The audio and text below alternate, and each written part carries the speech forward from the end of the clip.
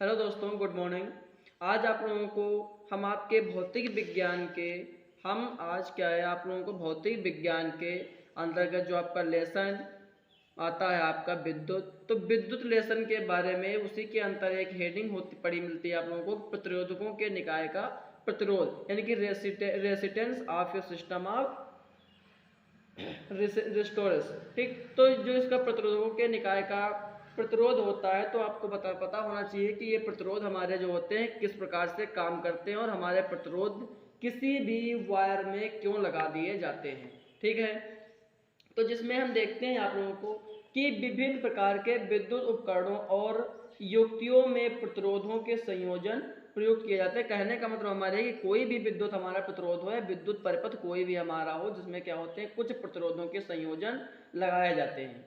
अब इन संयोजनों का तुल्य प्रतिरोध अगर ज्ञात करना है, तो ज्ञात करने के लिए इसके लिए हमको एक पता होना चाहिए, हमने आप पहले से पढ़ रखा है कि एक होता है, किसको बोलते हैं, एक नियम को बोलते हैं द रूल ऑफ द ओम। ठीक, जिसको बोलते हैं ओम का नियम। तो ओम के नियम से हम क्या करते हैं, प्रतिरोधकों का मान ज्ञात करते हैं।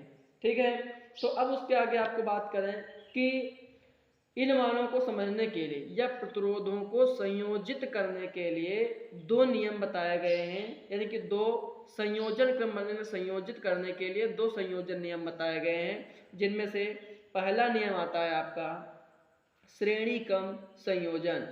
ठीक है, श्रेणी क्रम संयोजन नियम आता है, श्रेणी क्रम संयोजन नियम। और दूसरा इसमें आता है समांतर क्रम संयोजन। तो समांतर क्रम संयोजन और जो श्रेणी क्रम संयोजन होता है उसमें डिफरेंस सिर्फ के प्रतिरोधों का और तारों का होता है। अदर में कोई भी प्रतिरोध इसमें जो है पॉइंट या ओम या प्रतिरोध या विद्युत या विभवांतर, ये चीजें जो होती हैं वो सभी में सेम रहती हैं। ठीक है, तो अब देखते हैं, अगर हम पहले आपसे बात करते हैं कि हमारा श्रेणी क्रम संयोजन क्या है। श्रेणी क्रम संयोजन, ठीक है, तो श्रेणी क्रम संयोजन देखते हैं। तो ये जो श्रेणी क्रम संयोजन होता है, तो प्रतिरोधों का श्रेणी क्रम संयोजन इस प्रकार का होता है कि जो प्रतिरोधों को क्रमशः जोड़ा जाए, जो प्रतिरोध होते हैं उनको क्रमशः, क्रमशः का मतलब होता है कि अगर मैंने पहले पॉइंट पे लगाया, फिर मैंने दूसरे पॉइंट पे लगाया, फिर मैंने तीसरे पॉइंट पे लगाया, जैसे आप देख सकते हैं यहाँ पर आपको हमें प्रतिरोधक का एक टेबल आपको बना करके बता रहे हैं। ठीक है, ध्यान से देखिएगा। फिर एक तार ले लेते, दो तार हम ले लेते हैं, जिसमें एक मध्य में क्या करते हैं, ये हमारी बैटरी लगी हुई है, ये हमारी क्या है, बैटरी लगी हुई, जहाँ से हम बैटरी जोड़ देते हैं। और आपको पता होगा कि बैटरी में दो तार होते हैं, एक पॉजिटिव का होता है और एक निगेटिव का होता है। ठीक, जिसमें इसको हम नाम दे रहे हैं ई, और इनकी इसको नाम ई दे रहे हैं, और यहाँ पर हम क्या कर रहे हैं, इसको नाम कर देना वी, यानी कि वी का मतलब होता है वोल्ट, यानी कि विभवांतर लगा रहे हैं यहाँ पर। ठीक है, तो अब हम इन तारों से क्या करते हैं, थोड़ा तार को और आगे बढ़ा देते हैं। उसके बाद हम क्या करते हैं, तारों को, क्योंकि हमको एक प्रतिरोधक के रूप में आपको प्रतिरोध लगा करके बताना है जो कि श्रेणी क्रम में संयोजित होते हैं। ठीक है, तो इनको संयोजन, श्रेणी क्रम का मतलब होता है स्टेप बाय स्टेप, यानी कि एक ही सामने वे लगे होते हैं।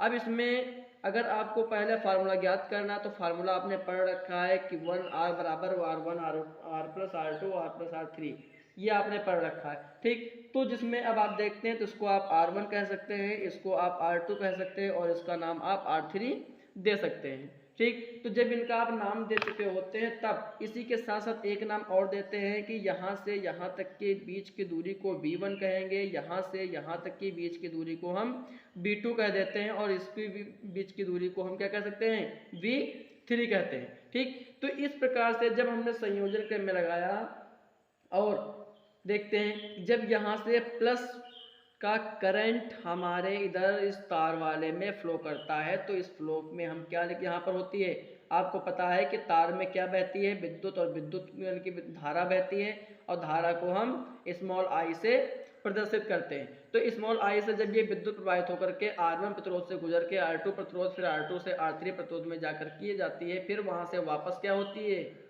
वापस नीचे आकर के यहाँ -E चार्ज अर्थात इलेक्ट्रॉन के फॉर्म में बाहर निकलती है। ठीक, तो अब हम इसी को, आप इस चित्र को एक बार ध्यान से देख लीजिए कि हमने दो तार लिए थे, दो तारों में हमने एक बैटरी प्लस चार्ज और एक माइनस चार्ज के लिए जोड़ दिया था, जिसके बीच का वोल्ट क्या था, 100 के स्मॉल v से लिख देते हैं। और फिर इसमें हमने 3 प्रतिरोध लगाए थे, R1, R2 और R3 लगा दिया था, जिसमें R1 का वोल्ट हमारा V1 है, R2 का वोल्ट हमारा V2 है, R3 का वोल्ट हमारा V3 है। ठीक, तो अब इस चित्र को देखने के बाद आपको समझ में आ गया होगा कि हमने क्या बताया, कि देखते हैं कि प्रतिरोधों को क्रमशः इस प्रकार से जोड़ते हैं। लिखते हैं यहाँ पर कि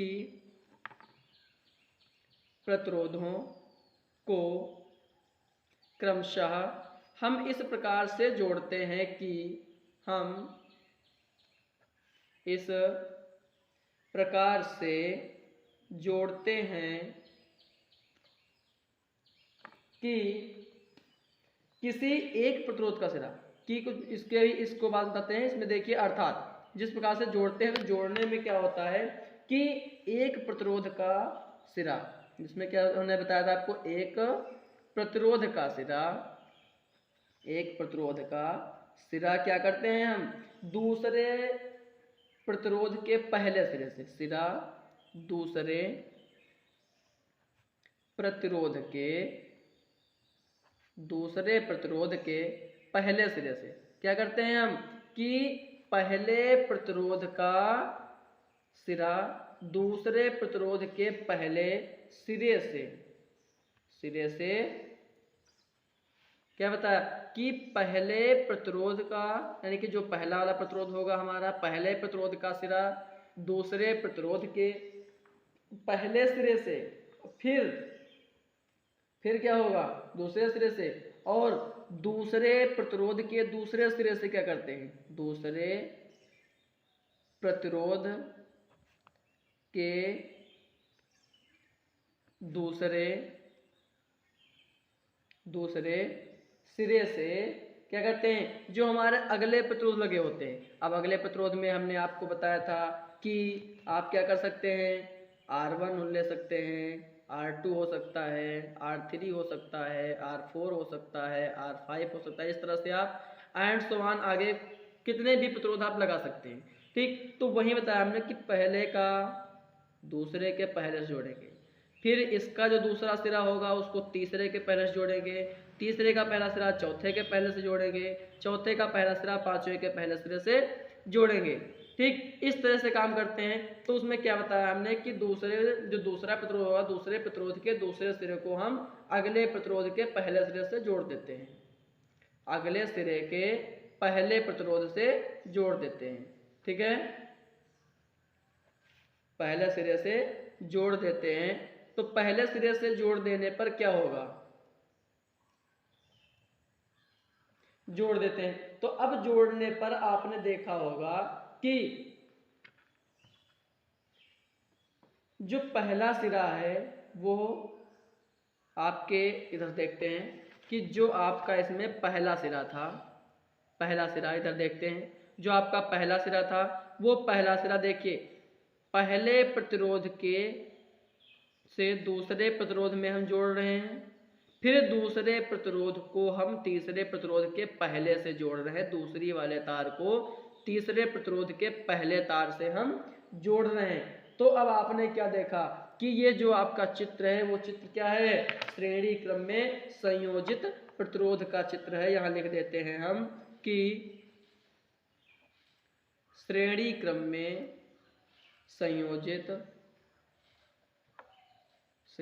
में संयोजित प्रतिरोधकता का चित्र है यह प्रतिरोधकता।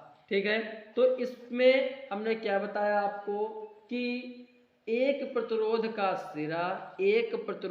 सिरा दूसरे प्रतिरोध के पहले सिरे से जोड़ देते हैं और फिर दूसरे प्रतिरोध के दूसरे सिरे को अगले यानी कि तीसरे प्रतिरोध के पहले सिरे में हम जोड़ देते हैं। ठीक, अब जब आपने ये जोड़ लिया तो उसमें जोड़ने के बाद में हमने आपको क्या बताया कि जब आप जोड़ देते हैं तो जोड़ने पर क्या होता है कि कुछ आपको इस तरह से मिलता है कि यह जो चित्र आपका हो गया, कौन सा चित्र हो गया आपका, यह हो गया एक संयोजन। ठीक है, ये कौन सा चित्र हो गया, संयोजन का चित्र हो गया। ठीक, अब संयोजन का चित्र जो हो गया तो इसमें कुछ आप इस प्रकार से देखने को पाते हैं कि R बराबर, क्या देखने को पाते हैं कि R बराबर R1 कामा R2 कामा R3। ठीक, R3 यानी कि जो प्रतिरोध है वो एक दूसरे से मिलकर के एक सेल यानी कि एक सेल का जिसका विभवांतर हमने अभी पीछे क्या रखा था, हमने जिसका विभवांतर V रखा हुआ था उसको ये बनाते हैं। देखते हैं कि R1 R2 R3 प्रतिरोध को, देखते हैं कि प्रतिरोध को क्या करते हैं, श्रेणी क्रम में जोड़कर, हम आपको श्रेणी क्रम पढ़ा रहे हैं कि श्रेणी क्रम में जोड़कर जो हमारे तीन प्रतिरोध होते हैं, तीनों प्रतिरोधों को यानी कि जो हमने तीन प्रतिरोध लगाए थे, जिसमें क्या था, प्रतिरोध हमारे कौन कौन से थे, R1 था, R2 था और R3 था, इन सभी को जोड़ करके हम एक सेल के साथ लगाते हैं। सेल हमने जो आपको भी बताया था, सेल में लगाते हैं जिसका हमने कुछ विभवांतर भी आपको हमने दिया था। अब जिसका विभवांतर हमने क्या आपको बताया था, यदि आपने ध्यान दिया होगा तो आपको याद होगा, जिसका विभवांतर हमने कैपिटल V बताया था। ठीक, जो कि V हमारा क्या था, हमने बताया था इसको आप वोल्ट भी कह सकते हैं। ठीक, वोल्ट है और V वोल्ट है। लेकिन इस जो V वोल्ट है, हम फिर आपको वही बता रहे हैं कि देखिए इस V वोल्ट से हमने क्या किया था, इस V वोल्ट से हमने इसको यहाँ पर जोड़ रखा था। ठीक है, V वोल्ट से हमने क्या किया था, इसको जोड़ रखा था। तो जोड़ने के बाद में क्या हुआ, देखते हैं कि जिससे फिर क्या होता है कि कुछ इस प्रकार से प्राप्त होता है। आपको उसी चित्र को दोबारा दिखाते हैं बना के, ठीक है, ताकि आप लोग बिल्कुल भी भूलने ना पाए। हमने क्या आपसे बताया था कि हम दो तार लेते हैं, जिसमें हमने दो तार ले लिया, यानी कि एक सेल से हम जोड़ रहे हैं। ठीक है, देखते जाइए फिर बताते हैं। दो सेल से हम जोड़ देते हैं। सेल से जोड़ने के बाद हमने बताया था कि हमने तीन प्रतिरोध लिया है, तीनों प्रतिरोधों को हम क्या करते हैं, एक श्रेणी क्रम में जोड़ते हैं।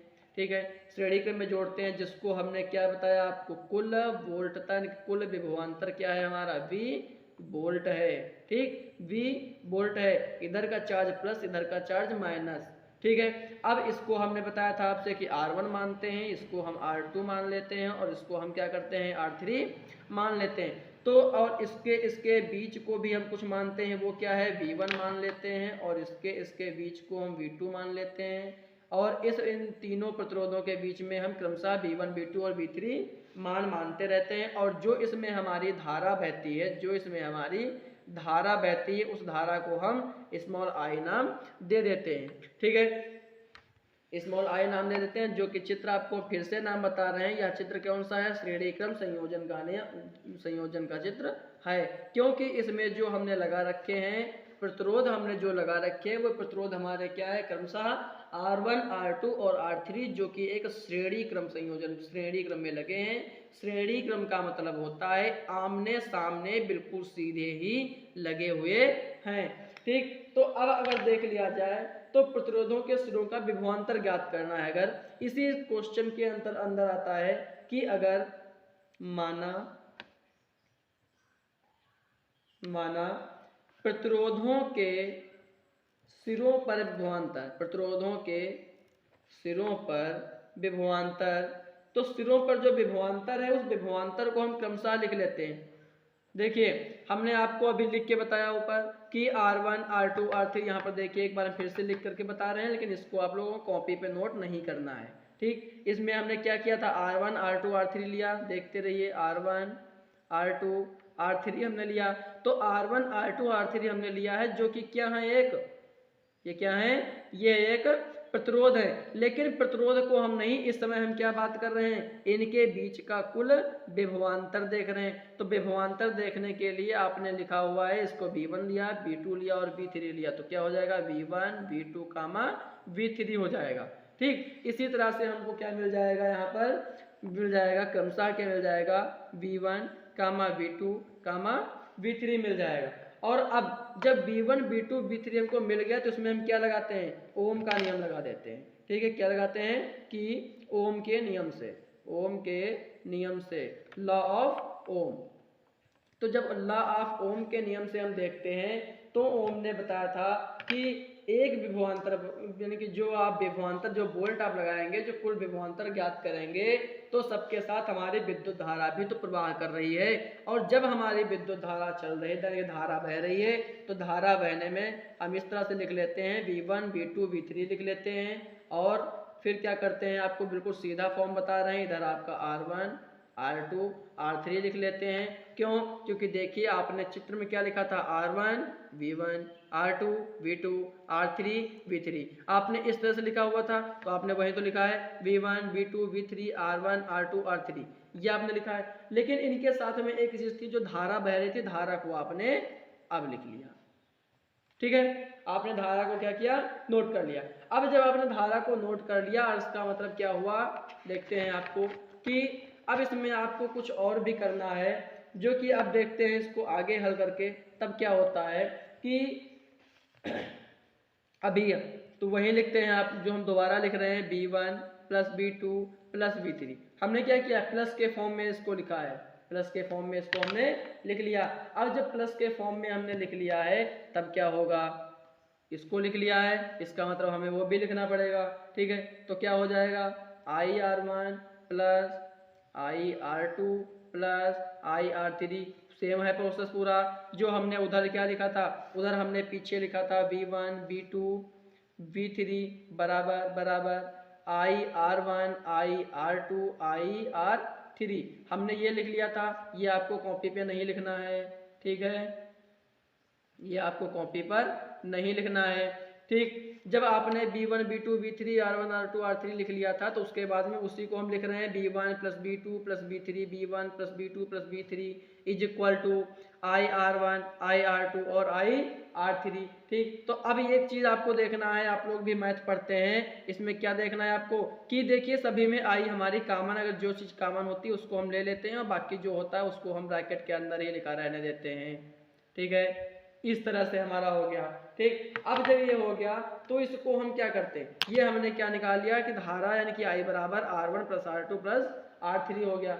ठीक, तो ये जो हो गया, तो इसको हम समीकरण अपना एक पहला मान लेते हैं। ठीक, यहाँ से हमने पहला समीकरण मान लिया। और अब हमको ज्ञात क्या करना था, इसमें ज्ञात करना था हमें कुल विभवांतर। ठीक है, तो जब कुल विभवांतर हमको ज्ञात करना था, विभवांतर हमारा हमें बताया था कि V है, तो हमारा जब विभवांतर V होता है तो V बराबर हम क्या मानते हैं, जितने भी हमारे B1 B2 के थे उन सभी को हम इसमें ज्ञात कर लेते हैं। तो B1 plus B2 plus B3, और इसको हम अपना समीकरण 2 मान लेते हैं। ठीक है, अब ये भी देखते हैं कि अगर कोई ऐसा प्रतिरोध हो जिसका विभवांतर V परिपथ में धारा I प्रवाहित करने में सहायक होता है। अगर कोई हम एक ऐसा परिपथ लेते हैं, लिख देते हैं बीच में, अगर कोई एक ऐसा प्रतिरोध लेते हैं, अगर कोई एक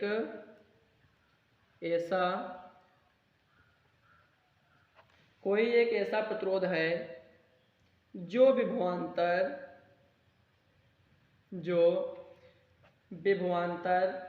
V होने पर परिपथ में धारा I, परिपथ, ये परिपथ क्या हो गया बताइए, परिपथ में धारा, अरे भैया परिपथ वही होता है जिसमें हमने क्या किया था, धारा को प्रवाहित किया था। धारा I प्रवाहित करने में सहायक है, धारा I को करने में सहायक है। तो अब ये जो प्रवाहित करने में हमारा सहायक है, तो इसी प्रकार से क्या होगा, जिसका समतुल्य प्रतिरोध क्या हो जाएगा, हमारा समतुल्य प्रतिरोध हमारा होगा क्या, R हो जाएगा। समतुल्य प्रतिरोध हमारा R कहलाता है। तो R क्या होगा, R के अंडर में ही आपको हमने पहले ही बता चुके हैं कहलाता है। तो इसका दूसरा मान अतः के रूप में लिख सकते हैं, इसको क्या हो जाएगा हमारा, अतः के रूप में ये हो जाएगा हमारा कि V बराबर IR। क्योंकि हमने यहाँ पर क्या किया था, हमने B में विभवांतर V जो था उसमें परिपथ में धारा I ज्ञात की थी। ठीक है, धारा I में प्रवाहित करने में सहायक हो रहा था, और जिसका जो सहायक हो रही थी धारा I, उसी का समतुल्य प्रतिरोध क्या था, यहाँ पर R था। ठीक, तो हम इसको v बराबर आई आर, इसको हम थर्ड समीकरण मान लेते हैं। और अब आपको हम बता रहे हैं कि समीकरण फर्स्ट, सेकंड और थर्ड को हल करने में, समीकरण first and second and third, ठीक, इनसे अब इनसे क्या करते हैं, अब एक इसमें हमारा फार्मूला बन करके आता है। अब आपको हम पहले बताते हैं कि समीकरण पहला हमारा क्या था। समीकरण पहला हमारा क्या था कि आई R1 plus R2 plus R3, ये आपका पहला समीकरण था, ठीक है। अब दूसरा समीकरण आपने क्या निकाला था कि V बराबर V1 plus V2 plus V3, ये आपने दूसरा समीकरण निकाला था। और फिर अब पहला तीसरा समीकरण देखते हैं। तीसरा समीकरण आपने निकाला है V बराबर आई आर। तो जब V बराबर आई आर आपने निकाल लिया है तो आपको पता है कि अब देखते हैं आई, अब इनके द्वारा हम लगाते हैं समीकरण फर्स्ट और सेकंड और थर्ड के अनुसार। अब तीनों समीकरणों के अनुसार हम लगाते हैं, जब इसको हल करेंगे तो हमारा हो जाएगा कि आई आर बराबर आई, ब्रैकेट में वही हो जाएगा हमारा जो था R1 plus R2 plus R3, ठीक। और जब इसको हम क्या करेंगे कि इस वाले आई को इस वाले आई से क्या करेंगे, हम काट देंगे। तो काटने पर हमारा फार्मूला बनता है R बराबर R1 plus R2 plus R3, R1 R2 और R3 बनता है, ठीक है। जो कि क्या होता है, जो कि हम इसको चौथा समीकरण भी मान सकते हैं, ठीक। क्या हो गया, R बराबर R1 plus R2 plus R3 हो गया। अब क्या होता है कि इससे कुछ हमारा स्पष्ट भी होता है, जो कि स्पष्ट क्या होता है हमारा, कुछ स्पष्ट भी होता है, वो है कि अगर श्रेणी क्रम में संयोजित प्रतिरोधों का तुल्य प्रतिरोध उनके योग के बराबर होता है। क्या होता है, हम आपको लिख के भी बता दे रहे हैं कि श्रेणी क्रम में संयोजित प्रतिरोधों का, श्रेणी क्रम में संयोजित प्रतिरोधों का तुल्य प्रतिरोध, प्रतिरोधों का तुल्य प्रतिरोध क्या होना चाहिए। इसमें क्या होता है कि जितने भी हमारे प्रतिरोध होंगे, इन सभी प्रतिरोध क्या होते हैं, क्या होते हैं सभी प्रतिरोध, समानता, इनका योग क्या होता है, बराबर होता है, इनका योग बराबर होता है। श्रेणी क्रम में संयोजित प्रतिरोधकों का तुल्य प्रतिरोध बराबर होता है, ठीक है। अब आपको हमने जो बताया था कि हमारे प्रतिरोध क्या होते हैं, दो प्रकार के होते हैं, जिसमें पहला प्रकार आपका क्या था, लिखने प्रतिरोध दो प्रकार का होता है, ठीक। ये आपने पहले पढ़ लिया, जिसमें हमने पहले बताया था आपको कि श्रेणी क्रम संयोजन, श्रेणी क्रम संयोजन। तो श्रेणी क्रम संयोजन को आपने जब हल किया तो फार्मूला निकला है R बराबर R1 plus R2 plus R3, ठीक। ये आपका फार्मूला निकल गया और ये यहाँ पर आपका श्रेणी क्रम संयोजन प्रूव हो गया। और फिर आपको हमने दूसरा बताया था समांतर क्रम संयोजन। तो समांतर क्रम संयोजन में क्या होता है, समांतर क्रम संयोजन, जो कि आपको हम अगले वीडियो में बता देंगे कि समांतर क्रम संयोजन हमारा क्या होता है। इसके लिए आपको हमारे चैनल पे बने रहना बहुत ही आवश्यक है। और इसी के साथ साथ आपको छोटी सी बात बता दें, यदि इसमें कोई भी लाइन, कोई भी फार्मूला, कोई भी स्टेप समझ में नहीं आया है तो उसके लिए आप हमको क्या कर सकते हैं, कमेंट बॉक्स में मैसेज करके बता सकते हैं या पर्सनली व्हाट्सएप पर भी बता सकते हैं, ठीक है। जिसके लिए आपको हम बता दें कि इसमें क्या था, जहाँ पे आपको हमने चित्र बना के बताया है, जिसमें थोड़ा सा बता रहे हैं आपको। और ये देखिए यहाँ पर कि हमने जो ये चित्र बनाया था उसको R1 R2 R3 बताया था श्रेणी क्रम संयोजन में, जिसको हमने बताया था कि इसको विभवांतर V1 और V2 और V3 भी मान लेते हैं, जिसमें हम धारा I को प्रवाहित कर रहे होते हैं। धारा I को प्रवाहित करने के साथ साथ इसको वोल्ट यहाँ पर हम भी मानते हैं, ठीक। ये आपका एक जो था श्रेणी क्रम संयोजन, ये आपका पूरा हो चुका है, ठीक है। इसी के साथ आप लोग मन से पढ़ते रहिए और इस वीडियो को देख करके पूर्णतः कॉपी पे नोट कर लेना, है, क्योंकि यह जो क्वेश्चन हमारा है बोर्ड पेपर के लिए भी मायने रखता है और आ सकता है। ठीक है, थैंक्स फॉर वॉचिंग।